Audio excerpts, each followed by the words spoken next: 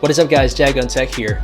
As we all know, demand for technology has been skyrocketing over the past few months, and people have been looking everywhere for a good device or even a new one to get them through work from home and online classes. One of the biggest releases for this year is the new 2020 iPad Pro alongside the Magic Keyboard, which sparked a bigger desire for iPads because it's now built more like a computer.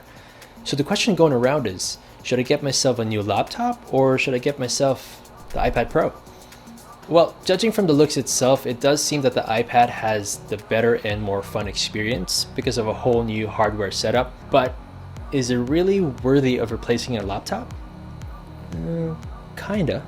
Now, I'm not going to go over the specs like I normally would in my videos because I'm sure most of us already know how powerful this machine is, but I am going to say that this thing is incredibly fast. I can definitely see why people would choose this as their new computer, and battery life on this thing is pretty damn good as well. Maybe even better than my MacBook Pro.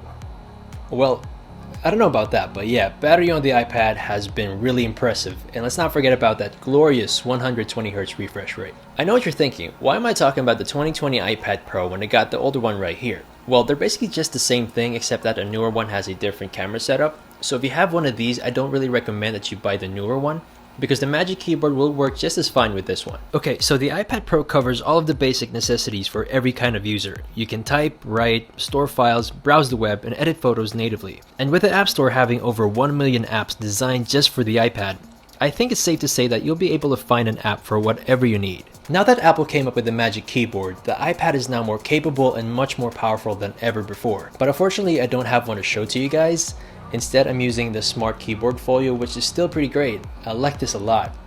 But let me tell you, even without the Magic Keyboard or the TrackPad, this thing almost made me regret buying a MacBook Pro. I didn't really mind not having a trackpad or a mouse because it kind of enhanced the overall experience. I didn't mind taking my hands off the keyboard in order to control things, and I even found myself trying to tap the screen of my MacBook sometimes. But yeah, it's a lot more fun. It's more personal, it's more immersive because you can use it either in full iPad mode and watch movies, draw, play games and such, or pop it back into the case and have this typing machine and a more stable workstation. Now, there are a lot of good tablet hybrids out there like the Microsoft Surface Pro X, which I think is the perfect equivalent to the iPad Pro if ever some of you prefer Windows and a full-blown computer operating system, but the iPad just does it in a way like no other. It's all in the software actually. It looks and feels like a tablet, but the way you do things here are now more on the laptop side. Managing files is very much similar to using Finder on a Mac, where you can see all your folders on the sidebar, and transferring files is just as easy as select, drag and drop to anywhere you can put it. Since Safari can now display full desktop websites, you will now have more access and be able to do things like you normally would on a computer, compared to using it in mobile mode where you're only given limited access to the website. And if you want to send a photo or a link via email or chat, just hold, drag and drop it to any writable surface. The photo editing experience here is top notch. I personally use Adobe Lightroom and it is a lot better on the iPad because you can interact more with the photo and be more precise with your settings, most especially if you have an Apple Pencil, because that thing just puts extra icing on the cake. So if you use Photoshop, Snapseed, Canva, or any software that you use for photo editing, then you're gonna have a good time. I can't really say if navigating through the OS of the iPad is quicker.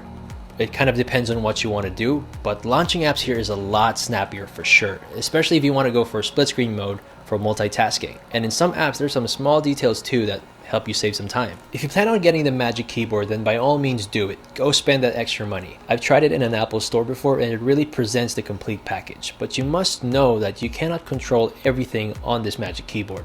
Like, you really have to touch or swipe on the screen in order to do it. So just a pro tip for you guys who hate fingerprints on their screen, just hold down the command key and it will show you a list of all the shortcuts available for an app. Probably the only thing I don't like about this setup is, just like the Magic Keyboard, the only weight pulling it down is the iPad itself, so it's more top heavy, making it very difficult to pry open. And it's a lot more prone to toppling over when using it on your lap.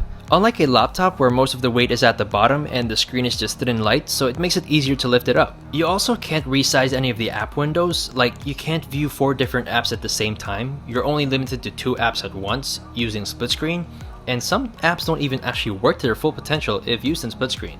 So that's a bit of a drawback. Like, you cannot be in a Zoom call and type down some notes or write some emails at the same time because it just doesn't work. Alright, with the Magic Keyboard, the 11-inch iPad Pro costs $1,100 and the 12.9-inch model costs $1,350. And in that price point, you're basically in the same territory as the MacBook Air and the MacBook Pro. Although if you want to save some more money, there are a lot of keyboard alternatives out there that can shed off a few $100s from a price. If you're accustomed to using a mouse and you don't really type as much, then you can go for a Bluetooth keyboard and a Bluetooth mouse from brands like Logitech, which work pretty well. If you have the old keyboard folio just like me and the trackpad is the main thing that interests you, then you can just go for a Bluetooth trackpad. But if you want the real deal, then you can try checking out Brydge Pro Plus that comes with function keys and its own trackpad, so it essentially works the same way as the Magic Keyboard.